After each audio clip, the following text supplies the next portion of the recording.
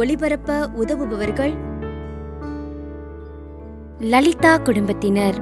திரு ஆரோக்கியராஜ் 10ஆம் ஆண்டு நினைவஞ்சலி இவரின் ஆன்ம இளைப்பாற்றிக்காக வேண்டி.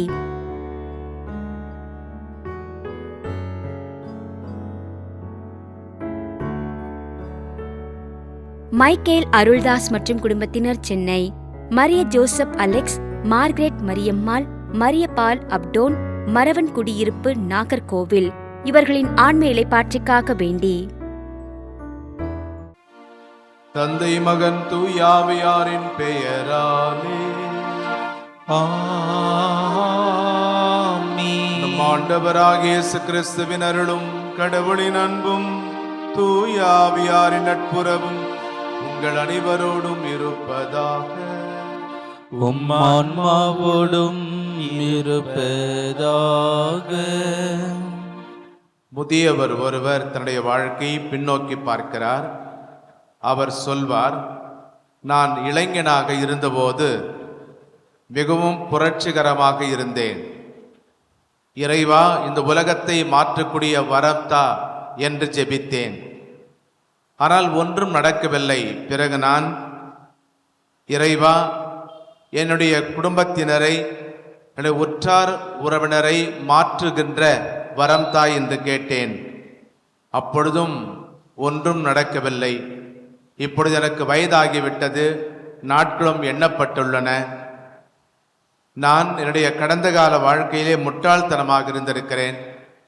இப்பொழுது நான் செய்கிற ஒரே ஒரு ஜெபம், இறைவா, என்னையே மாற்றிக்கொள்ள வரம்தா. இதை நான் என்னுடைய வாழ்க்கையின் தொடக்கத்திலேயே ஜெபித்திருந்தால் எவ்வளவோ நலமாக இருந்திருக்கும் என்று அந்த முதியவர் ஆதங்கப்பட்டார். அன்புக்குரியவர்களே, இன்றைக்கு திருச்சபையானது ஆண்டவர் இயேசுடைய தோற்ற மாற்ற திருவிழாவை கொண்டாடுகிறது. நம்முடைய உடலை மாற்றிக்கொள்ள, நாம் இப்பொழுது இருப்பதை விட இன்னும் மிக அழகாக நன்றாக தெரிய, நம்மையே உருமாற்றிக்கொள்ள பல சாதனங்களை பயன்படுத்துகிறோம். எவ்வளவு வேண்டுமென்றாலும் நாம் செலவிடுகிறோம். ஆனால் இந்த உடல் மாற்றத்தை விட உள்ள மாற்றம், மனமாற்றம் அவசியம் என்பதை ஆண்டவர் இயேசுடைய தோற்ற மாற்ற விழா நமக்கு உணர்த்துகிறது. எனவே நம்முடைய உள்ளத்தை நாம் சீர்தூக்கி பார்த்து, நம்முடைய தவறுகளுக்காக, பாவங்களுக்காக, குறிப்பாக மனம் வருந்தி இறைவனிடம் திரும்பி வராத நம்முடைய பரிதாப நிலைக்காக இறைவனிடம் மன்னிப்பு கேட்டு இத்திருப்பலியில் தகுதியோடு பங்கேற்போம். எங்களை தந்தையோடும் எல்லா மக்களோடும் ஒப்புரவாக்க வந்த ஆண்டவரே இரக்கமாயிரும். ஆண்டவரே இரக்கமாயிரும். எங்கள் பாவங்களுக்காக பலியான கிறிஸ்துவே இரக்கமாயிரும். கிறிஸ்துவே இரக்கமாயிரும். எமக்காக தந்தையிடம் என்றும் பரிந்து பேசுகின்ற ஆண்டவரே இரக்கமாயிரும். ஆண்டவரே இரக்கமாயிரும். எல்லாம் அல்ல இறைவன் நம்மை இரக்கம் வைத்து நம் பாவங்களை மன்னித்து நம்மை நிலை வாழ்வு கடத்தி செல்வாராக. ஆமென். உன்னதங்களிலே கடவுளுக்கு மகிமை உண்டாகுக. உலகினிலே நல்மனந்தோருக்கு அமைதியாகுக. உம்மை புகழ்கின்றோம், உம்மை வாழ்த்துகின்றோம், உம்மை ஆராதிக்கின்றோம், உம்மை மாட்சிப்படுத்துகின்றோம். உமது மேலான மாட்சியின் பொருட்டு உமக்கு நன்றி கூறுகின்றோம். ஆண்டவராகிய இறைவா, வானுலக அரசரே, எல்லாம் வல்ல தந்தையாகிய இறைவா, ஒரே மகனாய் உதித்த ஆண்டவரே இயேசு கிறிஸ்துவே, ஆண்டவராகிய இறைவா, இறைவனின் செம்மறியே, உலகின் பாவங்களை போக்குபவரே, எங்கள் மேல் இரக்கமாயிரும். உலகின் பாவங்களை போக்குபவரே, எங்கள் மன்றாட்டை ஏற்றருளும். தந்தையின் வலப்பக்கம் வீற்றிருப்பவரே, எங்கள் மேல் இரக்கமாயிரும். ஏனெனில் இயேசு கிறிஸ்துவே, நீர் ஒருவரே தூயவர், நீர் ஒருவரே ஆண்டவர், நீர் ஒருவரே உன்னதர்.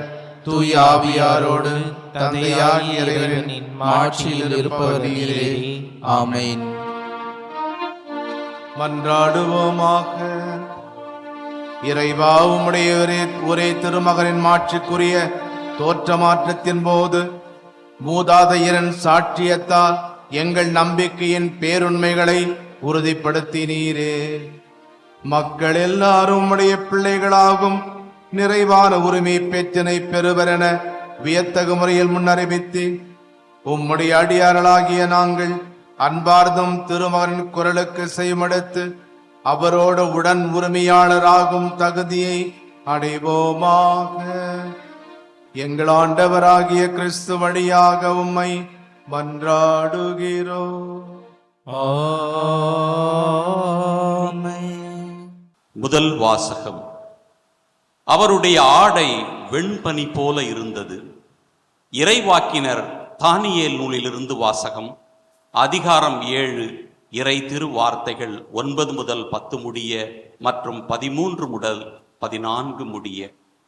நான் பார்த்து கொண்டிருக்கையில் அரியணைகள் அமைக்கப்பட்டன.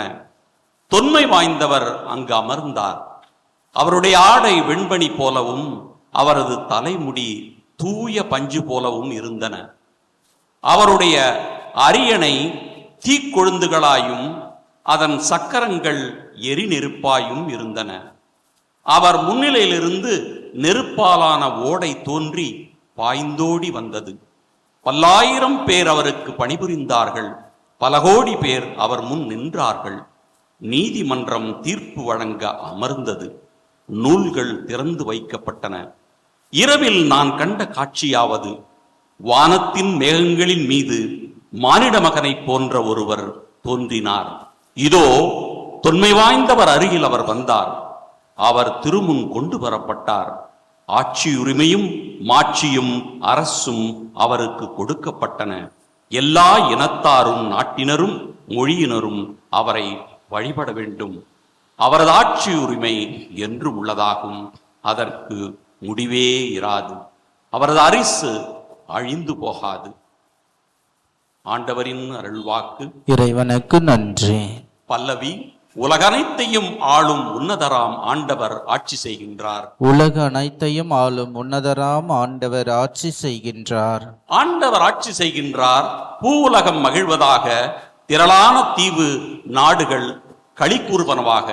மேகமும் காரிருளும் அவரை சூழ்ந்துள்ளன. நீதியும் நேர்மையும் அவரது அரியணையின் அடித்தளம். பல்லவி. உலக அனைத்தையும் ஆளும் உன்னதராம் ஆண்டவர் ஆட்சி செய்கின்றார். ஆண்டவர் முன்னிலையில், அனைத்துலகின் தலைவர் முன்னிலையில் மலைகள் மெழுகென உருகுகின்றன. வானங்கள் அவரது நீதியை அறிவிக்கின்றன. அனைத்து மக்கள் இனங்களும் அவரது மாட்சியை காண்கின்றன. பல்லவி. உலக அனைத்தையும் ஆளும் உன்னதராம் ஆண்டவர் ஆட்சி செய்கின்றார். இரண்டாம் வாசகம். திருத்தூதர் பேதுரு எழுதிய 2ஆம் திருமுகத்திலிருந்து வாசகம். அதிகாரம் 1, இறை வசனங்கள் 16 முதல் 19 வரை. சகோதரர் சகோதரிகளே, நம் ஆண்டவர் இயேசு கிறிஸ்துவின் வல்லமையையும் வருகையையும் பற்றி நாங்கள் உங்களுக்கு தெரிவித்தபோது சூழ்ச்சியாக புனைந்த கதைகளை ஆதாரமாக கொண்டு பேசவில்லை. நாங்கள் அவரது மாண்பை நேரில் கண்டவர்கள். என் அன்பார்ந்த மைந்தர் இவரே, இவர் பொருட்டு நான் பூரிப்படைகின்றேன் என்று மாட்சிமிகு விண்ணகத்திலிருந்து அவரை பற்றிய குரல் ஒலித்தபோது தந்தையாகிய கடவுளிடமிருந்து மதிப்பும் மாட்சியும் பெற்றார். தூய மலையில் அவரோடு இருந்தபோது விண்ணிலிருந்து வந்த இக்குரலொலியை நாங்கள் கேட்டோம். எனவே இறைவாக்கினர் கூறியது இன்னும் உறுதியாயிற்று. அவர்கள் கூறியதை நீங்கள் கருத்திற்கொள்வது நல்லது. ஏனெனில் பொழுது புலர்ந்து விடிவெள்ளி உங்கள் இதயங்களில் தோன்றும் வரை அது இருண்ட இடத்தில் ஒளிரும் விளக்கை போன்றது. ஆண்டவர் வழங்கும் அருள்வாக்கு. இறைவனுக்கு நன்றி.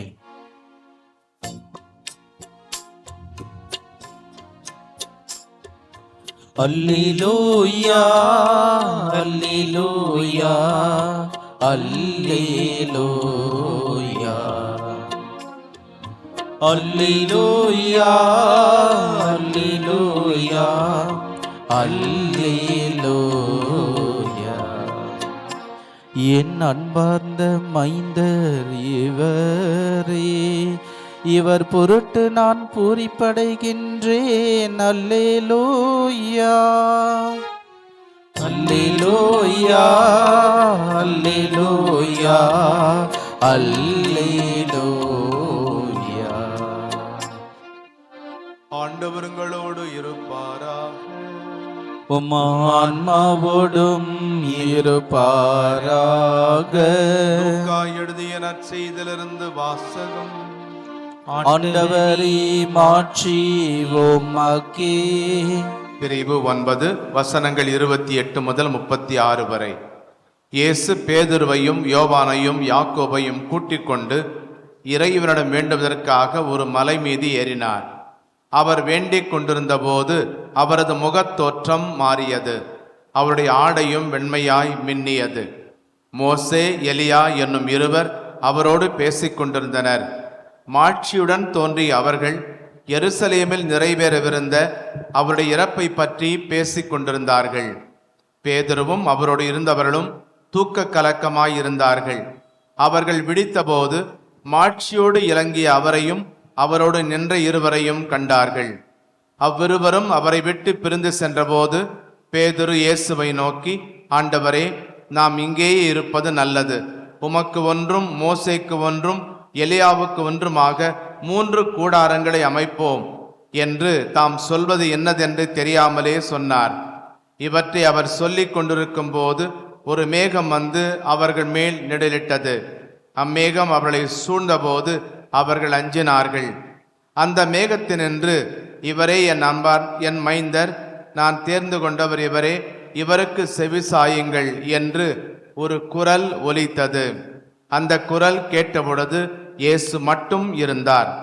தாங்கள் கண்டவற்றில் எதையும் அவர்கள் அந்நாட்களில் யாருக்கும் சொல்லாமல் அமைதி காத்தார்கள். ஆண்டவரின் அருள்வாக்கு.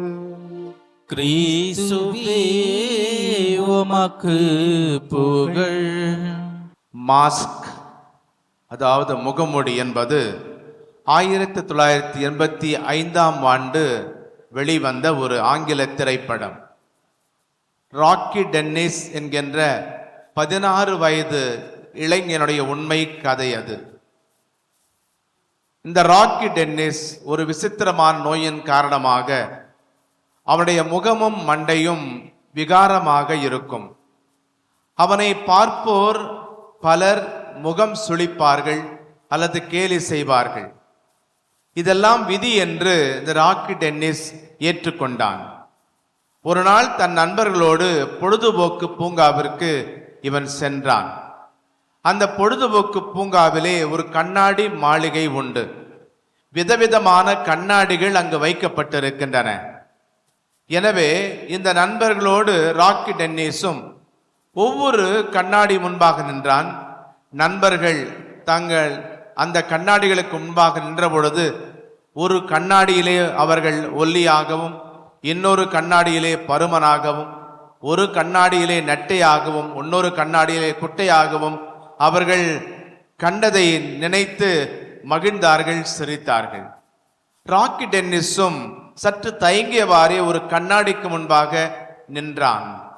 அப்பொழுது அவன் மிகவும் அழகாக அந்த கண்ணாடியில் தெரிந்தான். அவருடைய நண்பர்களும் முதன்முறையாக உண்மையாகவே ராக்கி டென்னிஸ் எவ்வளவு அழகானவன், இயல்பானவன் என்பதை தெரிந்து கொண்டார்கள். அன்புக்குரியவர்களே, இயேசுனுடைய தோற்றமாற்ற நிகழ்விலே சீடர்கள் முதன்முறையாக இயேசுனுடைய உள்ளழகை, மகிமையான இறைமகனை அவர்கள் கண்டார்கள். இன்றைய இந்த நிகழ்விலே 3 செய்திகள் நமக்கு தரப்படுகின்றன. ஒன்று, அவர் வேண்டிக் கொண்டிருந்த போது அவரது முகத்தோற்றம் மாறியது. அவருடைய ஆடையும் வெண்மையாய் மின்னியது. அன்புக்குரியவர்களே, பல வேளைகளிலே நாம் மேற்கொள்ளும் ஜெபம் எந்த ஒரு மாற்றத்தையும் நமக்கு உருவாக்கவில்லை என்று நாம் மனம் தளர்ந்து ஜெபத்தை கைவிட்டு விடுகின்றோம். காசு போட்டால் நாம் விரும்புகின்ற பொருட்களை ஒரு இயந்திரத்திலிருந்து பெற்றுக்கொள்ளலாம். அப்படிப்பட்ட ஒரு இயந்திரம் அல்ல ஜெபம். மாறாக ஜெபத்தின் வழியாக நமக்கு தெரியாத, புரியாத பல மாற்றங்கள் நடந்து கொண்டே இருக்கின்றன. எனவே அதற்காக நாம் ஜெபிக்க வேண்டும். ஒரு இளைஞன் உறங்கிக் கொண்டிருந்தான். கடவுள் அவனுக்கு முன்னால் தோன்றி, மகனே, உன் வீட்டுக்கு முன்னால் இருக்கிற பாறையை முழு வலிமையோடு நீ தள்ள வேண்டும். இந்த இளைஞனும் சொன்னபடியே சென்றான். முழு வலிமையோடு தள்ள பார்த்தான். அந்த பாறையானது சற்று கூட அசையவில்லை. ஒரு நாள் அல்ல, 2 நாட்கள் அல்ல, 1 மாத காலம் அவ்வாறு இந்த இளைஞன் ஒவ்வொரு நாளும் இந்த பாறையை தள்ளிக்கொண்டே இருந்தான். இந்த பாறை அசைவதாக தெரியவில்லை. கடவுளை பார்த்து முறையிட்டான். போயும் போயும் எனக்கு இப்படிப்பட்ட ஒரு வேலையை கொடுத்தீர்களே, ஒன்றுமே நடக்கவில்லை. அப்பொழுது கடவுள் சொன்னார், உன்னை முற்றிலும் உற்றுப்பார், உன்னுடைய கரங்கள், உன்னுடைய தோள், உன்னுடைய கால்கள், உன்னுடைய உடல் முழுவதையும் உற்றுப்பார் என்று சொன்ன பொழுது அந்த இளைஞன் தன்னுடைய உடல் முழுவதையும், கை கால்களை எல்லாம், தோளை எல்லாம் உற்று பார்த்தான். அப்பொழுது உடல் முழுவதும் வலுவடைந்து முறுக்கேறி ஏறக்குறைய அந்த பாறையை போல அவன் மிக உறுதியாக இருந்தான். கடவுள் சொன்னார், பாறையை தள்ளுவதுதான் உனக்கு கொடுக்கப்பட்ட பணி. இந்த பாறையை போல் நீ வலிமை பெற வேண்டும் என்பதற்காகவே நான் உனக்கு இந்த பணியை கொடுத்தேன் என்று சொன்னார். அன்புக்குரியவர்களே, நமக்கு ஜெபத்தின் மீது நம்பிக்கை இருந்தால் நாம் எதிர்பாராத வகையிலே நம்மை வந்து சேரும். எனவே இடைவிடாமல் ஜெபிக்க வேண்டும். கனவில் கூட நாம் நினைக்காத காரியங்கள் ஜெபத்தால் கைகூடும். இரண்டாவதாக, இயேசுடைய தோற்றமாற்ற நிகழ்விலே மோசே, எலியா இருவரும் எருசலேமில் நிறைவேறவிருந்த இயேசுடைய இறப்பை பற்றி பேசிக் கொண்டிருந்தார்கள். இந்த தோற்றமாற்ற நிகழ்வு அனுபவம் சீடர்களுக்கு அளிக்கப்பட்டதன் நோக்கம், இயேசு தன்னுடைய பாடுகளை 3 முறை அறிவித்ததன் காரணமாக சீடர்கள் மனமுடைந்து போயிருந்தார்கள். அவருடைய கலக்கத்தை போக்க வேண்டும், இந்த பாடுகளுக்கு பிறகு தனக்கு மகிமையான ஒரு வாழ்வு உண்டு என்பதை வெளிப்படுத்தத்தான் இயேசு இந்த அனுபவத்தை கொடுத்தார். ஆனால் அந்த நேரத்திலே ஏன் மீண்டும் இறப்பை பற்றி பேச வேண்டும் என்கின்ற கேள்வி நமக்கு எழக்கூடும். புகழின் உச்சியில் ஒருவர் இருக்கிற போது மேகத்தில் மிதந்து வருவது போன்ற ஒரு உணர்வு நமக்கு இருக்கும். தலைகணம் நமக்கு கூடிவிடும். அதற்கு மாறாக, என்னதான் புகழும் பெருமையும் நம்மை வந்து சேர்ந்தாலும் ஒருபோதும் நாம் ஏறி வந்த அந்த ஏணியை மறக்கக்கூடாது. புகழின் உச்சியில் இருக்கிற போது, பல்லக்கிலே பவனி வருகிற போது, அந்த பல்லக்கை தாங்கி வருகின்றவர்களை, மற்றவர்களை நாம் மறக்கக்கூடாது. கண்ணை பறிக்கும் ஒளியுடன் இயேசு தோற்றமாற்றம் அடைந்த போதிலும் அவரது வாழ்வின் குறிக்கோளை, அதாவது அவர் மேற்கொள்ளவிருந்த அந்த சிலுவை மரணத்தை மறக்கவில்லை. நாமும் எதற்காக படைக்கப்பட்டிருக்கிறோம், நம் வாழ்வின் குறிக்கோள் என்ன என்பதை மறவாமல் தொடர்ந்து பயணிக்க வேண்டும். மூன்றாவதாக, இறை அனுபவம் எவ்வளவுதான் அற்புதமானதாக இருந்தாலும் அந்த அனுபவத்திலேயே நம்முடைய முழு வாழ்வையும் கழித்துவிட முடியாது என்பதை இயேசுடைய தோற்றமாற்ற நிகழ்ச்சியின் இறுதி பகுதி நமக்கு நினைவூட்டுகிறது. பேசுவது என்னவென்று தெரியாமல் அந்த மகிமையான ஒரு நிலையிலே இருந்த பொழுது பேதுரு சொல்லுகிறார், நாம் இங்கேயே தங்கிவிடலாம். அதற்கு கடவுள் சொல்லுகிற பதில், என் அன்பு மகன் இவரே, இவருக்கு செவிசாயுங்கள். நமக்கு இறை அனுபவம் தேவை. இறைவனோடு தங்குவதற்கு கோவில்கள் அமைப்பது நல்லதுதான். ஆனால் கோவில்களிலேயே நாம் தங்கிவிடக்கூடாது. கடவுளை தரிசித்த அந்த அற்புத உணர்வோடு மீண்டும் நாம் உலகுக்கு, சமுதாயத்திற்கு செல்ல வேண்டும். அங்கே மக்கள் மத்தியிலே இந்த கடவுளை காண வேண்டும். காண முடியாதவர்களுக்கு நாம் வழிகாட்ட வேண்டும். எனவே அன்புக்குரியவர்களே, நம்முடைய வாழ்க்கையில் மாற்றங்கள் ஏற்பட தொடர்ந்து ஜெபிப்போம். வாழ்க்கையினுடைய குறிக்கோளை மறவாது இருப்போம். இயேசு சொல்வதெல்லாம் செய்வோம். ஆமென்.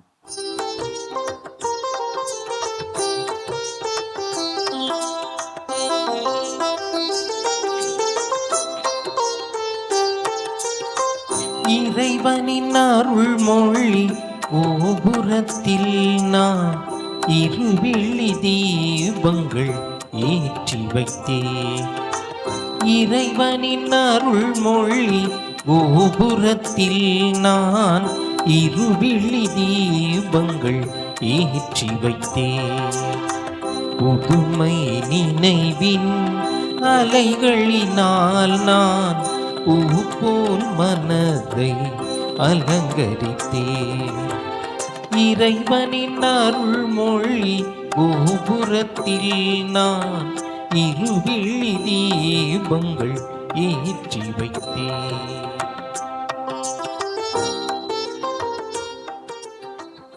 சகோதரர்களே, சகோதரிகளே, என்னுடையதும் உங்களதுமானதை பலி எல்லாமல்ல தந்தையாகிற இவனுக்கு ஏற்றதாகும்படி மன்றாடுங்கள். ஆண்டவர் தமது பெயரின் புகழ்ச்சிக்காகவும் ஆட்சிக்காகவும் நமது நன்மைக்காகவும் புனித திரு அவை அனைத்து நலனுக்காகவும் உமது கையிலிருந்து இப்பல்லையை ஏற்றுக்கொள்வாராக. ஆண்டவரையும் ஒரே திருமகனின் மாட்சிக்குரிய தோற்றமாற்று விழாவில் நாங்கள் ஒப்புக் கொடுக்கும் காணிக்கைகளை புனிதப்படுத்த உம்மை வேண்டுகிறோம். அவருடைய மாட்சியின் பேரொளியா பாவ மாசுகளிலிருந்து எங்களை தூய்மைப்படுத்துவீராக. எங்கள் ஆண்டவராகிய கிறிஸ்து வழியாக உம்மை மன்றாடுகிறோம். ஆமென். ஆண்டவர் உங்களோடு இருப்பாராக. உம்மான்மாவோடும் இருப்பாராக. இதயங்களை மேலே எழுப்புங்கள். ஆண்டவரிடம் எழுப்பியுள்ளோ நம் இறைவனாகிய ஆண்டவருக்கு நன்றி கூறுவோம். அது தகுதியும் நீதியும் ஆனதே. ஆண்டவரே, தூயவரான தந்தை என்றும் உள்ள எல்லாமல்ல இறைவா, எங்கள் ஆண்டவராகிய கிறிஸ்து வழியாக எந்நாளும் எவ்விடத்திலும் நாங்கள் உமக்கு நன்றி செலுத்துவது மெய்யாகவே தகுதியும் நீதியுமாகும். எங்கள் கடமை மீட்புக்குரிய செயலுமாகும். அவர் தாம் தேர்ந்தெடுத்த சாட்சிகள் முன்பாக தமது மாட்சியை வெளிப்படுத்தினார். அனைவருக்கும் பொதுவான மனித வடிவை தாங்கிய தமது உடலை பேரொளியால் துலங்கச் செய்தார். இவ்வாறு தம் சீடரின் உள்ளங்களிலிருந்து சிலுவையை பற்றி இடரலை அகற்றினார். தலையாகிய தம்மிடம் வியத்தகு முறையில் நிகழ்ந்தது எல்லாம் தமது உடலாகிய திரு அவை முழுவதிலும் நிறைவேறும் என்பதை தெளிவாக்கினார். ஆகவே ஆற்றல் மிகுந்த விண்ணவரோடு சேர்ந்து நாங்களும் இம்மண்ணுலகில் இடையராது இந்த மாட்சியை கொண்டாடி முடிவின்றி ஆர்ப்பரித்து போற்றுவதாவது: தூயவர் தூயவர் தூயவர், வான்படிகளின் கடவுளாம் ஆண்டவர். விண்ணகமும் மண்ணகமும் உமது மாட்சியால் நிறைந்துள்ளன. உன்னதங்களிலே ஓசன்னா. ஆண்டவர் பேரால் வருகிறவர் ஆசி பெற்றவர். உன்னதங்களிலே ஓசன்னா. ஆண்டவரை நிர்மையாகவே தூயவர், தூய்மை அனைத்துக்கும் ஊற்று. ஆகவே உம்முடைய ஆவியை பொழிந்து இக்காணிக்கைகளை தூய்மைப்படுத்துமை வேண்டுகிறோம். இவ்வாறு எங்கள் ஆண்டவர் இயேசு கிறிஸ்துவின் உடலும் இரத்தமுமாக எங்களுக்கு இவை மாறுவனவாக. அவர் பாடுபட உளம் கனிந்து தம்மை கையளித்த போது அப்பத்தை எடுத்து நன்றி செலுத்தி அதை பிட்டு தம் சீடர்களுக்கு அளித்து இயேசு கூறியதாவது: அனைவரும் இதிலிருந்து பெற்று உண்ணுங்கள். ஏனெனில் இது உங்களுக்காக கையளிக்கப்படும் என் உடல்.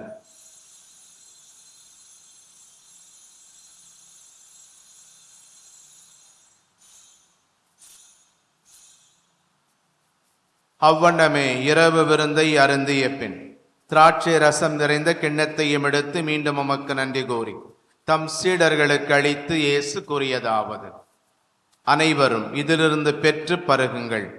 ஏனெனில் இது புதிய நிலையான உடன்படிக்கைக்கு உரிய என் இரத்தத்தின் கிண்ணம்.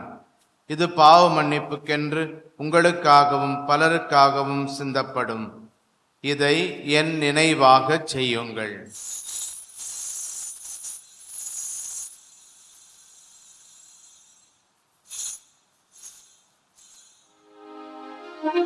நம்பிக்கையின் மறைபொருள்.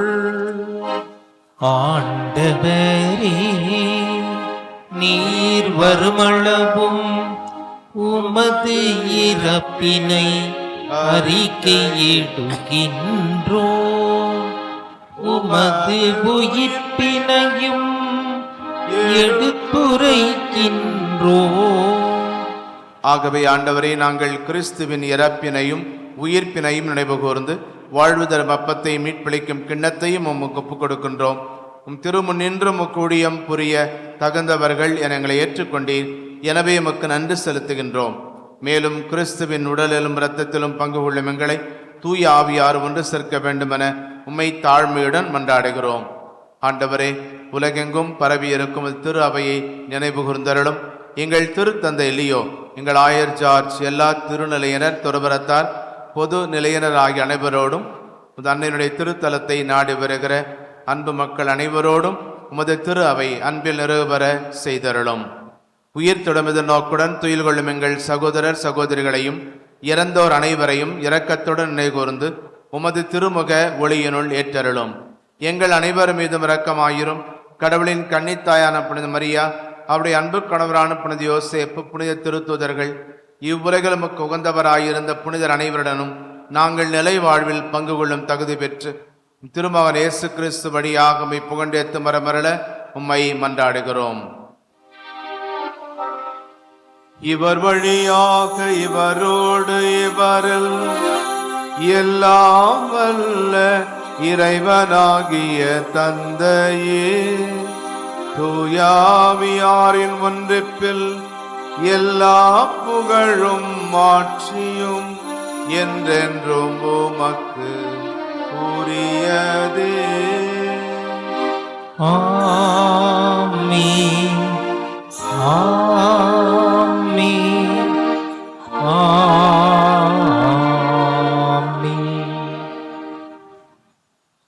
மீட்பரின் கட்டளையால் கற்பிக்கப்பட்டு இறை படிப்பினையால் பயிற்சி பெற்ற நாம் துணிந்து ஜெபிப்போம். விண்ணுலகில் இருக்கின்ற எங்கள் தந்தையே, உமது பெயர் தூயது என போற்ற பெறுக. உமது ஆட்சி வருக. உமது திருவுளம் விண்ணுலகில் நிறைவேறுவது போல மண்ணுலகிலும் நிறைவேறுக. எங்கள் அன்றாட உணவை இன்று எங்களுக்கு தாரும். எங்களுக்கு எதிராக குற்றம் செய்வோரை நாங்கள் மன்னிப்பது போல எங்கள் குற்றங்களையும் மன்னியும். எங்களை சோதனைக்கு உட்படுத்தாதேயும், தீமையிலிருந்து எங்களை விடுவித்தருளும். ஆண்டவரே, தீமை அனைத்திலிருந்தும் எங்களை விடுவித்து எங்கள் வாழ்நாளில் அமைதியை கனிவுடன் அருளும் மன்றாடுகிறோம். உமது இரக்கத்தின் உதவியால் நாங்கள் பாவத்திலிருந்து எப்போதும் விடுதலை பெற்று யாதொரு கலக்கமுமின்றி நலமாயிருப்போமாக. நாங்கள் எதிர்நோக்கி இருக்கும் பேரன்பத்துக்காகவும் இம்மீட்பராகிய இயேசு கிறிஸ்துவின் வருகைக்காகவும் காத்திருக்கின்றோம். ஏனெனில் ஆட்சியும் வல்லமையும் ஆட்சியும் என்றென்றும் உமதே. ஆண்டவரே இயேசு கிறிஸ்துவை அமைதியை உங்களுக்கு விட்டு செல்கின்றேன், என் அமைதியை உங்களுக்கு அளிக்கின்றேன் என்றும் திருத்தூதர்களுக்கு சொன்னீரே. எங்கள் பாவங்களை பாராமல் நாங்களும் வைத்திருக்கும் நம்பிக்கை மட்டுமே கண்ணோக்கி எங்கள் ஒவ்வொருவருக்கும் மன அமைதியும் ஆறுதலையும், எங்கள் குடும்பங்களுக்கு ஒற்றுமையும், உலகிற்கு சமாதானத்தையும் அளித்தருள்வீராக. என்றென்றும் வாழ்ந்து ஆட்சி செய்கின்றவர் நீரே. ஆமென். ஆண்டவருடைய சமாதானம் உங்களோடு என்றும் இருப்பதாக, ஆன்மாவுடன் இருப்பதாக. ஒருவருக்கொருவர் சமாதானத்தை அறிவித்துக் கொள்வோம். சமாதானம். உலகின் பாவங்களை போக்கும் இறைவனின் செம்மறியே, எங்கள் மேல் இரக்கமாயிரும். உலகின் பாவங்களை போக்கும் இறைவனின் செம்மறியே, எங்கள் மேல் இரக்கமாயிரும். உலகின் பாவங்களை போக்கும் இறைவனின் செம்மறியே, எங்களுக்கு அமைதியை அளித்தருளும். இதோ இறைவனின் செம்மறித உலகின் பாவங்களை போக்குகின்றவர், இறைவனின் அன்பு மகன். இவருக்கு செவி சாய்க்க நாம் அழைக்கப்பட்டுள்ளோம். இத்திருவிருந்துக்கு வந்திருக்கும் நாம் பேறு பெற்றவர்கள். ஆண்டவரே, நீர் நிலத்தில் எழுந்திருள்ள நான் தகுதியற்றவன். ஆனால் ஒரு வார்த்தை மட்டும் சொல்லியருளும், எனது ஆன்மா நலமடையும். மன்றாடுவோமாக. ஆண்டவரையும் திருமகனின் பேரொளியை அவரது மாட்சிக்குரிய தோற்றமாற்றத்தால் வெளிப்படுத்த திருவுளமானீரே.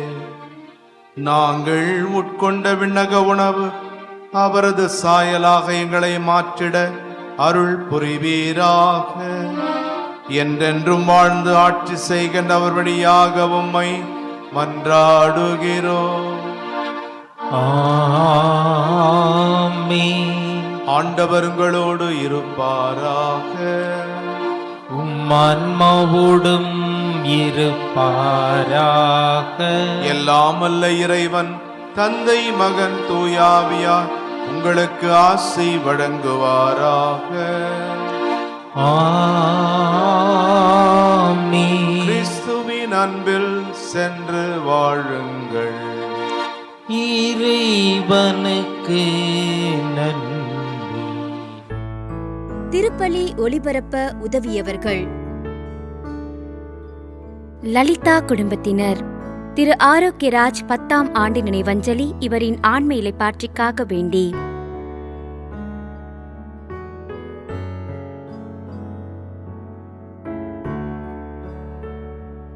மைக்கேல் அருள்தாஸ் மற்றும் குடும்பத்தினர், சென்னை.